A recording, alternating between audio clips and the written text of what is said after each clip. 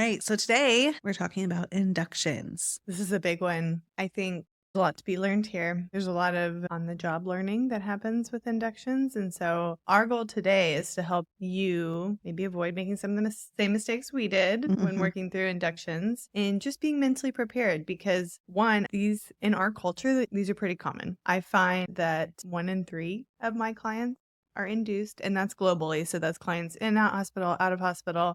1 in 3 are induced, and it's a variety of reasons, sometimes medical, sometimes personal preference. There's a lot of reasons for inductions, and they're pretty common in the US. I think as doulas, regardless of our personal thoughts and feelings about them, we need to be prepared for the fact that more likely than not, we're going to encounter this Yeah. as a semi-regular part of our Role. Yeah. When you can have a good understanding with inductions, then you know how to also help your clients. And that is huge. And so hopefully today we can really touch on building you up before being at a long birth. And just as like we told moms, we're climbing the mountain, the stamina and everything. As a doula, you need that as well. Yes, it's good to be prepared. So first we should maybe talk about a planned induction. Most of our clients don't plan them. And so it's a little bit different when they're planned from the beginning. So maybe at the consultation, the client shares, hey, I have this medical thing going on. My Yeah. provider wants to induce at 39 weeks. So that is the plan. So going in with that mindset, you can spend time extensively talking about them in your prenatals and preparing them mentally, preparing yourself mentally so that everyone's on the same page. And having those conversations ahead of time can really help the expectations of how things typically unfold with an induction. You don't want to go into consults and prenatals and be harping on something that might not occur. One of the things we've really tried to emphasize is scheduling an induction review call. So a client goes to an appointment and finds out whatever the purpose of them being scheduled for an induction starting that night, starting the next day. Now we have the conversation about induction and let's dive into that. So how do you usually approach that with your client? When it's planned or when they've just left an appointment? They just left an appointment. Yeah. I think the most important question you can ask, and the way I always respond when they call me with that information is, how do you feel about that? Because as birth workers, I think there's a lot of negative energy around inductions in general. A lot of our clients hire us not planning to be induced. And so all of our work prenatally has been about spontaneous labor and what that looks like and how to support an early labor. Well, they go and they have this conversation with the provider and they leave the appointment. We may be feeling like, oh man, this is such a big deviation from her birth plan. She's going to be so disappointed. I'm really sorry to hear that. We don't want to say those things because that might not be how she's feeling. She might be relieved that her provider is giving her an out at the end of this pregnancy. She might be done being pregnant. She might be excited about getting her mom's flight booked from the other side of the country so she can be here to watch her toddler. So before we insert anything as to how we're feeling, we need to find out how they're feeling. Yeah. So when she calls me with that information, my response is, okay, how are you feeling about that? Puts the ball back in their court. I've had clients, I think, feel self-conscious about being relieved at an induction because they are planning an unmedicated birth, or they initially said, I don't want to be induced.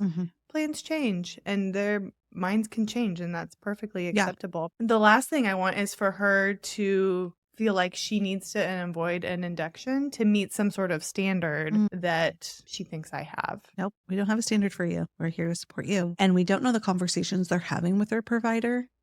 So making any type of assumptions and then asking the question, how do you feel? And okay, what information or how can I help you with this new birth plan? How can I help you navigate this? Do you want to talk about the pros and cons? Do you want to talk about the options in induction? Did your provider talk about what their standard plan of care is for this? What it might look like for you? I think asking all the questions first to figure out where are they at? What information do they have? And then help them with that information and deciphering between the pros and cons and the options they have, and then helping to build them up. When we're having that kind of induction review call, walking through and reminding them what it looks like, because it's labor. And though it's going to look a little bit different, there's still the stages of labor. And when we can do that before they go in, then they have this understanding of, this is more like early labor. This is what I would be experiencing at home. I probably don't need my doula yet. Or that conversation piece of, when does a doula come in an induction? Yes, that is almost always a question that I'm asked in the induction review call. If the induction was not planned ahead of time, if this is a change to their birth plan, that's a big question Yeah. is when are you coming? There are definitely times where it's appropriate to meet them at the hospital. So I have had clients who've experienced a variety of things, and for them, support looks like being a physical presence there with them from the moment they get to the hospital. However, that's a case-by-case judgment call and not something that needs to be your standard for every client because, as we know, inductions can take days. And so you going at the same time they get to the hospital, especially if that wasn't a request of theirs, if that's just something you think you should do, is setting you up for potentially days of burning the midnight oil or then having to call in a backup to see them through to the end of the birth because you've exhausted yourself. Planning ahead for that and answering that question of the clients, when do you come? Well, really, this doesn't change things. I come when you need me. So here's what to expect in an induction. You're starting with a cervical ripener. Here's what you can expect overnight. Here's how some people respond. Of course, there's a variety and kind of managing their expectations a little bit so that they understand, okay, this is still early labor. I should be resting right now. I'm going to try to rest. And most of the time they don't need us there in person to be resting. And I think emphasizing I'm here by phone immediately, you're still going to quickly respond. And helping them understand too is like an induction, you're more aware of what's going on. Whereas if you were in early labor at home, you probably wouldn't really notice resting in early labor at the hospital, whereas at home you would be distracted. And you don't have that distraction because you're hyper aware of what's going on and understanding most of the time. And the initial support is emotional and informational support that comes. Sometimes that emotional support is, I do need you here the moment that I'm getting checked in because this is completely not what I expected. And now I'm just disheveled. And there's a huge importance in understanding when a client asks for you to come, you go. You don't say, but you're in early labor. You don't say anything to them, but okay, I will be there. In your contract, you should have something that states when you ask for support, I should be available to get to you within an hour to 2 hours, I think is usually a decent amount of time, depending on where you're located and how long it takes you. But that gives you a moment to eat something quickly, make sure you have your water filled, get your birth bag, your childcare arrives, that type of stuff, and be able to go. And they are having me come much earlier than I would typically, but they need the support. And that's the most important thing to understand. Never do we then say, how far are you dilated? What are your contractions? No. We don't have language in the contract that says, call me when your contractions are X apart. Call me when you're X centimeters dilated. The language in our contract says your doula will come. You request them. And so that, again, is just of the utmost importance. I think one of the hardest things for doulas about inductions is waiting for the call to go because even though we know they can be long, we also know they can be short. So I've had clients react very strongly to cervical ripeners. And what we thought was going to be, okay, I'll check in with you in the morning is like, oh, okay, I'm coming to you right now because your water's broken and contractions are 2 minutes apart. They can get in our heads a little bit when we have a client going in for induction. How does that change our day for the next day?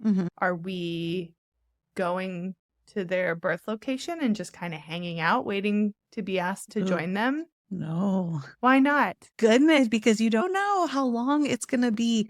Also, you're interrupting their birth space. They are going to let you know when they're ready for you. And you now are just sitting there, lingering around, waiting for what could be not until tomorrow. Because some providers will take it super slow. And that's okay. But now you've just wasted your whole day. Now, I will say that there is importance of probably rescheduling if you have a postpartum shift planned or a prenatal or something of that. I usually do start to clear my calendar. Hey, you know what? I have a client that's in. I'm going to actually move our appointment. So that way we're not interrupted when I'm trying to be with you. So that way everyone is getting my full presence and you also need to rest. That's what I was going to go right into that is once you've cleared your calendar, what should you be doing with your day? Resting, preparing for the marathon that could be coming. So while your client is resting, same thing. You should be fueling up. You should Mhm. be taking it easy. Know your body and yourself best and what is going to help fuel you for potentially, 24 hours plus of care, Mhm. and get those things done in the day. If you want to focus on spending more time with your family because you're going to be away from them, or if you want to get Take a a nap. massage, Yeah. take a nap, do Yeah. relaxing things, you have to know what's going to work best for you to help build you up to be of good support for the Mhm. duration of this birth. Yeah. And I think there's the importance too of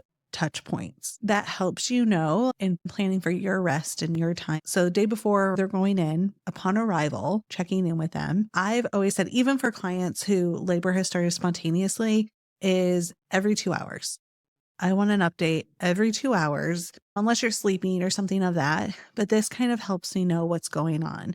I'm not going to constantly reach out to you because you might not need support, but even just a quick, all things are well, we're laboring well. It doesn't have to be long, but some touch points, because in inductions, sometimes things are occurring and happening and they aren't processing. Oh, wait, we need to also update Stacey. No, they're just kind of like overwhelmed with what's happening. And so I usually like to say, hey, about every 2 hours. It's a good job for dads and a good reminder that if it's not in your contract, it should be in there that you have the birth partner's phone number in addition to Mhm. the client, because Mhm. most clients, once they're in labor, whether spontaneous or induced, they are probably not going to be on their phones. We don't Yeah. want them to be on their phones. We want them to be focused on the labor. So a great job for the birth partner is to be updating you Yeah. every 2 hours. And that's something that should be communicated maybe during that induction review call is, hey, I would love to hear from you guys every few hours. I have dad's number. Make sure he has my number. Yeah. That way we're in touch. And this emphasizes the importance of it is the client and or their birth partner, whoever has delegated their responsibility to update you and ask for you to come. You are not able to know just because Pitocin started at this time, that's when you're going to want me to come. That you need to clearly communicate and have it in your contract. You're to ask for me, because that is my role, to come when you ask for me, not to intercede into your space unannounced. Yes, so important. And regardless of whether an induction is on the table or not, that's something that should be discussed in prenatals Yes, as well. always. In the contract, discussed in prenatals, over communicated. Mhm. There's no room for interpretation. Yeah. Can you tell we've dealt with this before? No.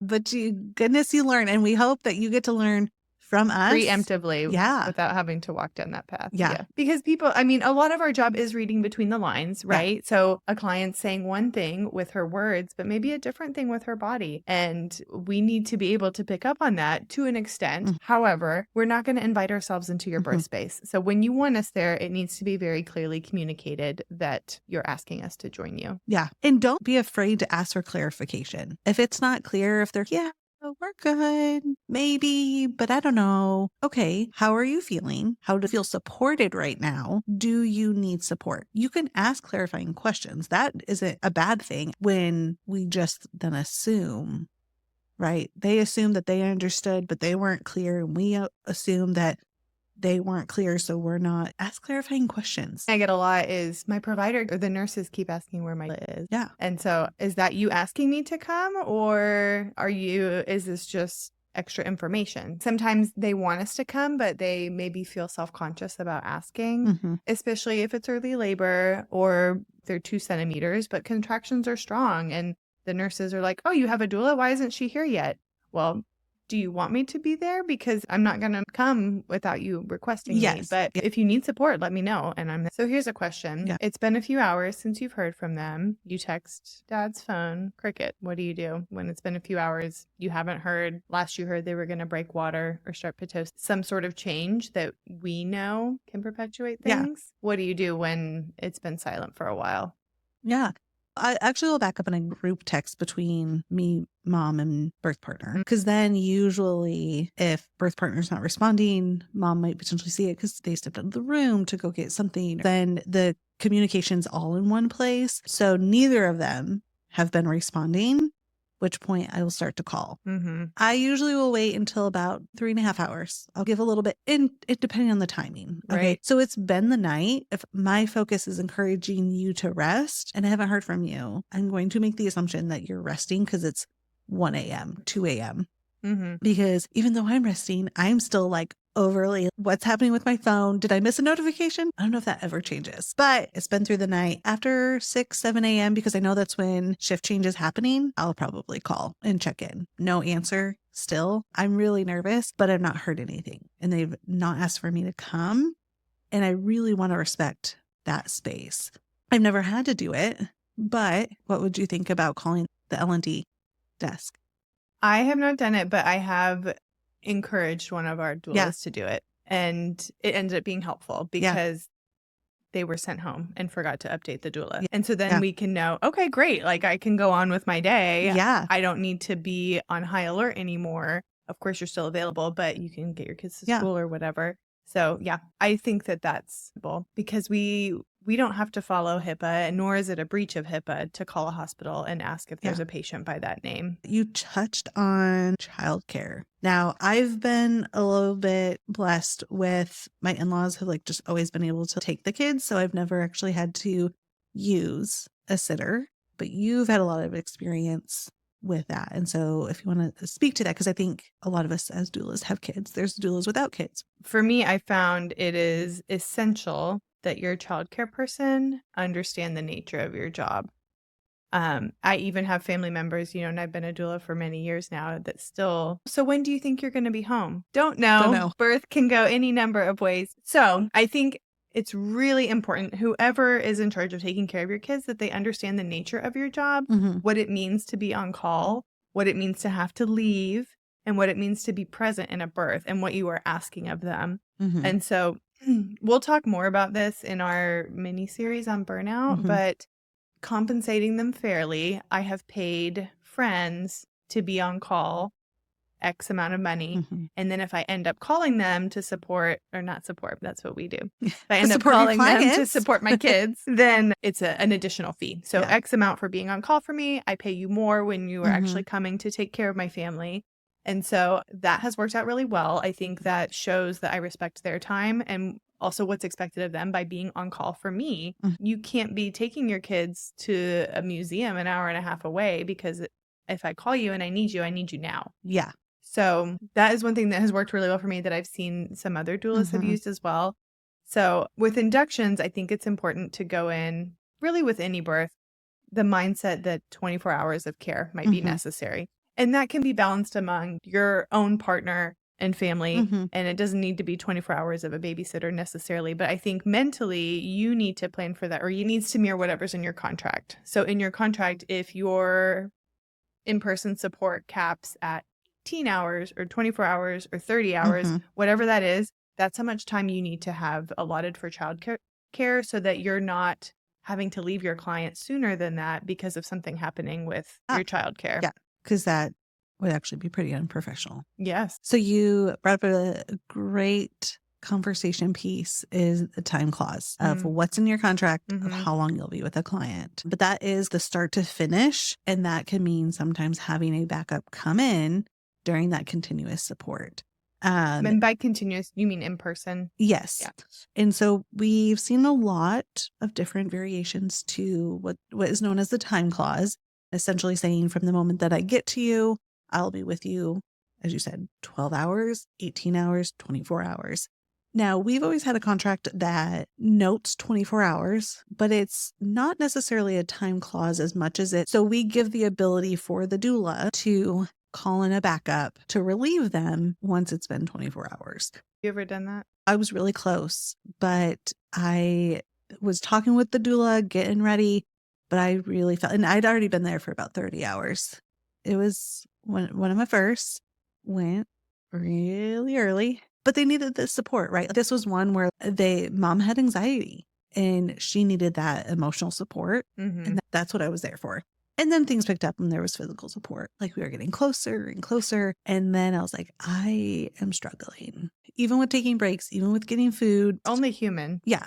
You're not sleeping, even if you close your eyes when your client is resting. Yeah. And I had a doula ready, but I just could not make the call to leave because I wanted to see my client give birth. And I think that's the difference is having the ability, being able to determine when it is needed. Birth is in a couple hours. That's a little bit different than 24 hours. That's a bit different. There's still a lot of physical support that needs to come in and Not just informational. physical, but Yeah. support. You need to be on it to be able to help them. And there's a point when you get so tired that my mind is more focused on when is this going to end than when am I going to get home to my kids? When am I going to go take a shower? I find myself thinking more about when is this going to be over than how can I best support my client right now? Yeah. And once you notice yourself having those thoughts, you need to be cognizant of that and step outside of that space and say, okay, am I truly the best support right now? Because if I'm so focused on getting out of here, am I really giving her the best information? Yeah. And all of me. I haven't had to do it either. I've been at births longer than 24 hours. I don't think as long as 30, but I haven't. There a total of 36. We thought we were getting closer and closer. On that note, here's a scenario we've encountered before. So induction is happening. They haven't asked for us. They've labored overnight with a cervical ripener. In the morning, provider comes in and recommends a C-section for whatever reason. We haven't joined, not allowed in the OR. They don't ask for us to come. How do we navigate that? Yeah, it's a huge one. You were available. You were providing support. They made the choice not to ask for you to come. Which a client has the right to make that choice. They might decide they no longer want support, but your contract is clear and is communicated. You still have been readily available. And if you are unprepared for that, it can make the postpartum visit very uncomfortable. And as a newer doula, I definitely felt like I owed them something still because I didn't get to do what we set out to do. The language in our contract really helped me feel more confident in having conversations with you and with mentors, realizing that my time is valuable. I didn't sleep really the night that they were there for the induction. I was checking in with them every couple of hours. That support is valuable. And as you said, the on-call readiness and having childcare available and everything that goes into planning for the birth. As newer doulas, it can be hard to value that because we put so much emphasis on the birth experience. Yes. And especially when mom has an outcome that was not her plan, and plans change in such a major way as, spontaneous vaginal birth. Okay, now we're having a failed induction that led to a C-section.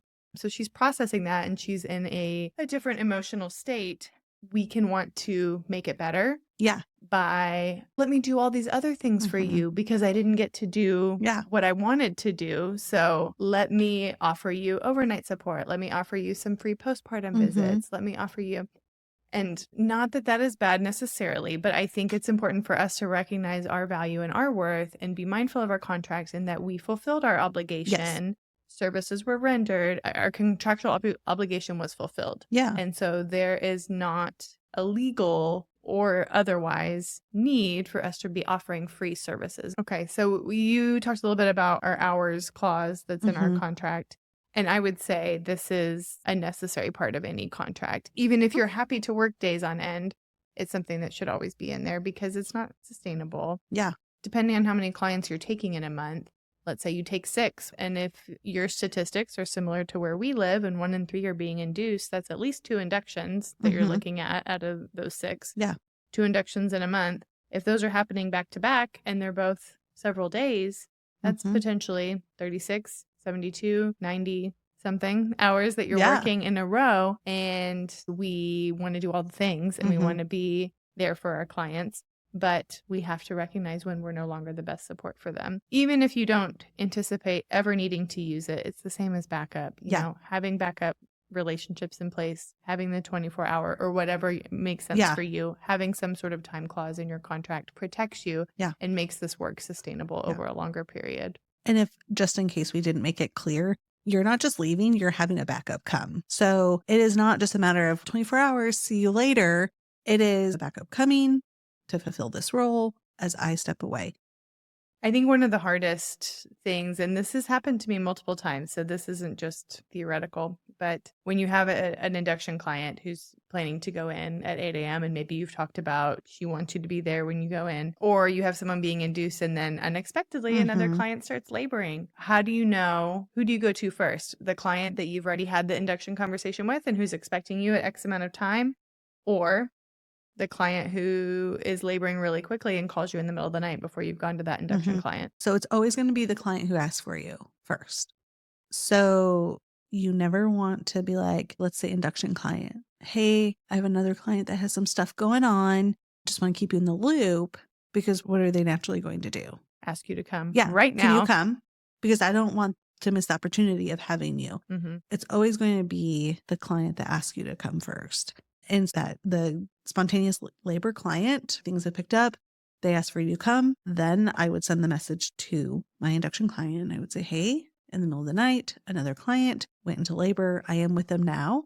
So I want to keep you in the loop. My plan is to have a backup come unless something changes. But my plan is have a backup when you're ready for support, and then I will come to you as soon as possible. Actually, I would take the last part out. Yeah, I was just going to say, we didn't talk about this with the backup episode, but the communication with the client is really important. So if you have a client or two clients laboring simultaneously, we don't ever want to share. One, it's confidentiality. We don't need to share the particulars of one labor with another, but also we don't need to communicate the necessity of a backup until it's time to bring in a backup. Yeah. So I don't want to tell someone in early labor, hey, I also have this going on. I might need to be calling a backup for you. Just wanted to give you a heads up, because that's going to get in their head. That's going to be on their mind in their labor. That's an added source of stress and anxiety for them. It's unnecessary. The backup doesn't need to be communicated, because oftentimes something will fizzle out. Maybe the first one goes really quickly and you end up making both of them. So there's no need to introduce that added stressor until it becomes necessary. Yeah. And I understand the hesitation, because it feels like we're withholding something from them. And I think it can feel like you're being unfair to the client. But on the contrast, I think that it's being mindful and respectful of their mental space to not introduce anything that doesn't belong there right now. And in my experience, when clients get to the point of requesting a doula presence, it's less about like, oh, I want the person that I formed this relationship with, and I need somebody right now to push on my back, and my husband is driving me nuts. Yes. Yeah. Also, I know we'll talk about a birth bag at some point, right? Because we have a long list of things we cannot wait to bring you, but is making sure you have well-balanced snacks in your bag too. There used to be like a lot of conversation about having snacks in your bag for your client. I never really agreed with this. I think there's importance of providing your clients with the knowledge that they need for snacks. And maybe I had a few things, and if they absolutely didn't have anything, I'd offer it to them. But making sure that you have maybe a protein bar, things that are going to give you energy and help sustain you, versus just nothing of good source, essentially. And we are all human beings. We're not machines. I think it's unrealistic and unsustainable to expect a doula at a birth to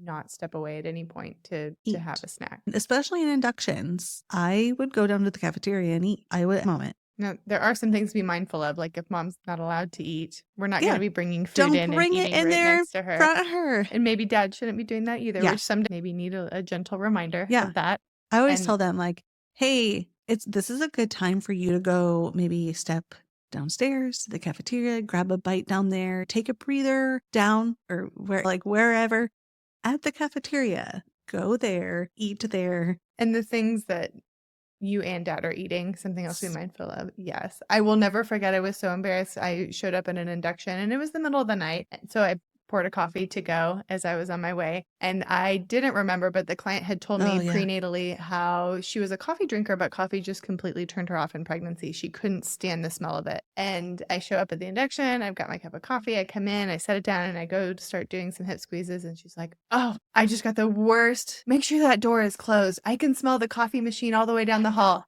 I was so embarrassed because it was you. One, it's me, and now I'm without coffee, and so I'm like panicking, and what am I going to do? Yeah. So energy drinks or something else in the birth bag, because the smell of coffee, it's powerful. And it can be repelling. Yeah. I remember experiencing that in my first trimester too. So we definitely want to be respectful of that. And things like Doritos, beef jerky, whatever dad's eating needs to be something that's not going to be burped into mom's face in the throes of transition later on. And I always like to emphasize for dad too of this is long for you as well. You need sustainable food too.